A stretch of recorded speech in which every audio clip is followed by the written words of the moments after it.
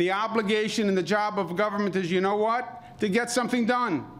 Not to talk about getting something done, not to advocate what should be done, but to actually do it. On Monday, Governor Cuomo was in a room full of some of New York's most prominent leaders. Flanked by Vice President Joe Biden, the governor unveiled more details of his plan to rebuild LaGuardia Airport. Earlier in the day, he made another major infrastructure announcement with the vice president, this time in upstate Rochester.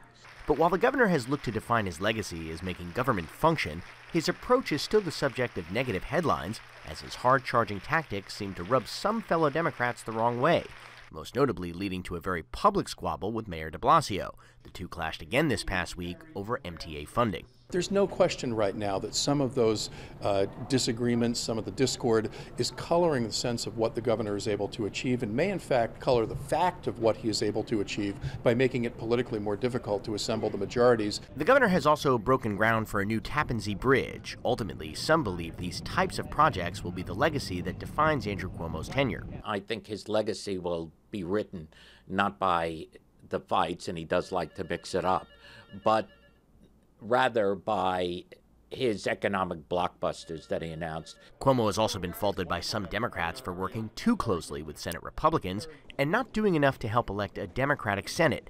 Cuomo was asked about his legacy Tuesday. I think you're looking at a state that has made a dramatic turnaround in a number of ways, right?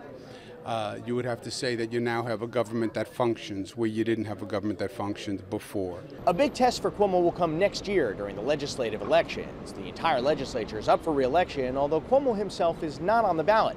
It remains to be seen how much he will do to help get fellow Democrats elected. In Manhattan, Zack Fink, New York 1.